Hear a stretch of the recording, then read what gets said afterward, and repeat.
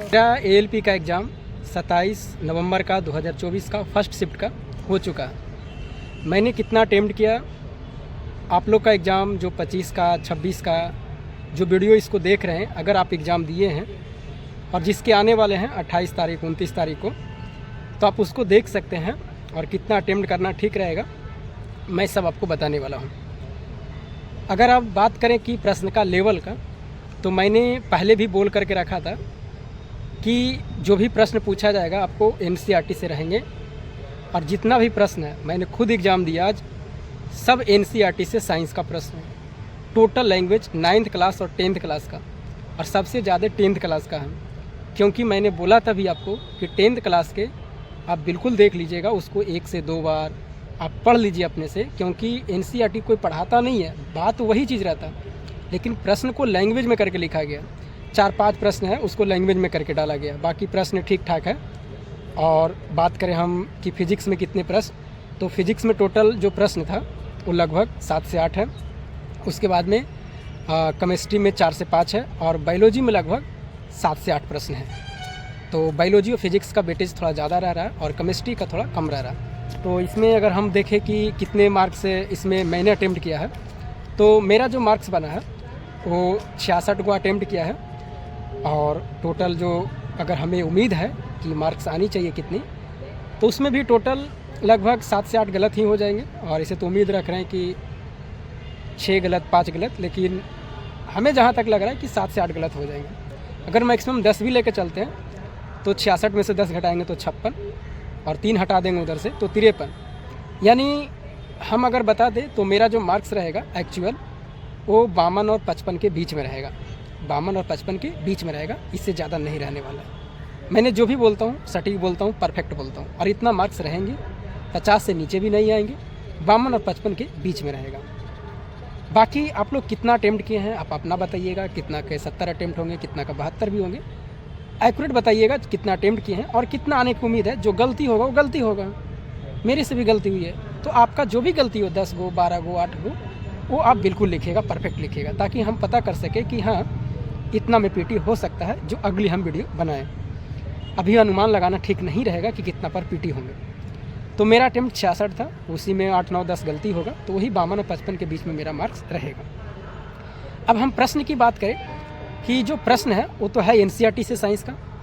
बाकी अगर कोई मैथ और रीजनिंग का कोई पूछता है कि किस तरह से प्रश्न था, साइंस वाले को मैं लास्ट में बताता हूँ। तो मैथ और रीजनिंग जो पहले से भी पूछा जा रहा है, अभी से भी पूछा जा रहा है, बस लैंग्वेज को थोड़ा सा इधर उधर करके। रीजनिंग में आपका सिटिंग अरेंजमेंट 4 से 5 पूछा गया, मेरा में 5 प्रश्न था सिटिंग अरेंजमेंट का, 2 गो ब्रीथ से था, 1 गो वर्टिकल 2 गो वर्टिकल था, और एक और था, मतलब 5 गो मेरा सिटिंग अरेंजमेंट था सिर्फ रीजनिंग में।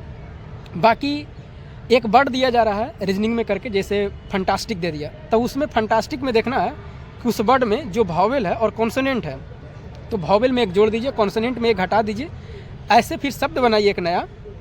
तो उसमें पूछ रहा था कि कौन सा वर्ड दोबारा रिपीट हो रहा, और ऐसे ऐसे लगभग 3 प्रश्न पूछे गए थे, 3 प्रश्न था, तीनों एक ही कॉन्सेप्ट से था, बस इधर उधर थोड़ा सा चेंजिंग किया गया था। बाकी उसका सीरीज का नंबर का था, तो थोड़ा सा डिफ़िकल्ट पूछा जा रहा कि खाली स्थान, फिर कोई डिजिट दे रहा, फिर बराबर दे रहा, फिर खाली स्थान, फिर कोई दे रहा, तो ऐसे करके तो आपको दिमाग लगाना होगा। तो इस तरफ से रीजनिंग था, फिर उसमें सिलोलॉजी से 2 प्रश्न था, सिटिंग अरेंजमेंट से हो गया, तो यही सब था रीजनिंग का। आपका मैथ का हम बात करें तो मैथ में आपका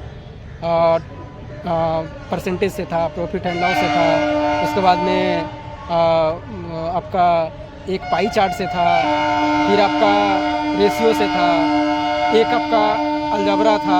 अलजबरा इसमें नहीं था, मेरा में अलजबरा नहीं था, सिर्फ जो अर्थमेटिक था जितना भी था।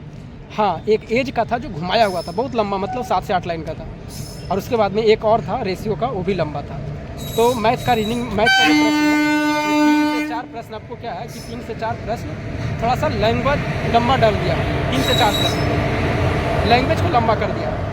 और रीजनिंग में भी देख लीजिए 5-6 प्रश्न जो सिटिंग अरेंजमेंट का वो भी लंबा है, तो लगभग 10-12 प्रश्न आपका जो मैथ रीजनिंग है वही टाइम ले रहा है। तो अगर इतना आप अटेम्प्ट करते हैं तो अच्छा रहेगा मेरे हिसाब से।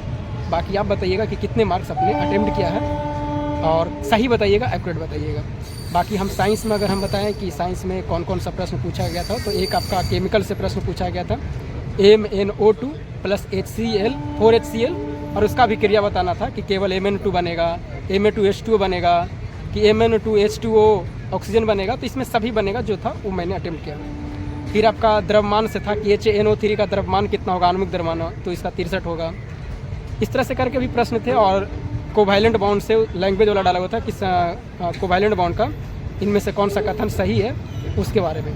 एक पुनरुद्दीपन से रीजनरेशन से पूछा गया था कि प्लेनेरिया का एक ऑप्शन था, तो वही टिक लगाए, प्लेनेरिया होगा इसका। फिर उसको कोशिका से पूछा गया था कि कौन सा इसमें प्रोकैरियोटिक यूकैरियोटिक की दोनों था, मतलब कोशिका इसमें झिल्ली नहीं होता, केवल प्रोकैरियोटिक में यूकैरियोटिक में दोनों में ऐसा करके था। तो ये सब था। और काफ़ी आपका जो जीव विज्ञान का प्रश्न है बायोलॉजी का वो डिफ़िकल्ट था। लगभग 5 जो प्रश्न पूछा गया, 6 प्रश्न बायोलॉजी का, उसमें से 2-3 प्रश्न लैंग्वेज के टाइप का और 2-3 प्रश्न लैंग्वेज का केमिस्ट्री का और एक प्रश्न फिजिक्स का लैंग्वेज का। तो 5-7 प्रश्न जो आपका लैंग्वेज का वो दिया हुआ था, कौन सही है कौन सही नहीं है ऐसे करके दिया हुआ था। तो और एक कथन करके भी डाला हुआ था कि कथन 1, कथन 2, कथन 3 इनमें से कौन सही है, वो भी प्रश्न था आपको साइंस में। बहुत अच्छा साइंस पूछा जा रहा था और 9-10 क्लास का ही साइंस था, ज़्यादा कुछ इधर उधर का नहीं, 9-10 क्लास का पूरा था। करेंट अफेयर्स का जो प्रश्न है वो बिल्कुल नहीं पता चल रहा है। लगभग 10 में आपको 8 करेंट अफेयर्स है, एक भी नहीं पता चला मुझे। लगभग 2 अटेम्प्ट किए और इसमें एक सही हुआ, एक गलत हुआ। 8 मैंने उसको 7-8 मैंने उसको स्किप कर दिया। मैंने 3 अटेम्प्ट किया करेंट अफेयर्स। जो छूटा है उधर से 9 प्रश्न, उसमें से 7 वो आपका करेंट अफेयर्स छोड़े हैं और 1 मैथ छोड़े हैं, बस 1 मैथ छोड़ दिया है। मैथ नहीं, रीजनिंग छोड़ दिया है, क्योंकि उसमें 4 ऑप्शन को देखना पड़ रहा था, रीजनिंग कौन इसमें से नहीं है, इस तरह से करके था, उसको मैंने छोड़ दिया। बाकी सब मैथ रीजनिंग अटेम्प्ट है, 1 रीजनिंग छोटा हुआ, बाकी सब करेंट अफेयर्स छोटा हुआ, 7 से 8। अब हम बात करें कि कितना अटेम्प्ट रहना ठीक रहेगा, तो जिसका भी 55 प्लस अटेम्प्ट हो रहा है और कम गलती हो रहा है 4-5, तो उसका रिजल्ट होने की बिल्कुल उम्मीद है। और फिर मिलेंगे हम आपको अगले वीडियो में, तब तक के लिए जय हिंद।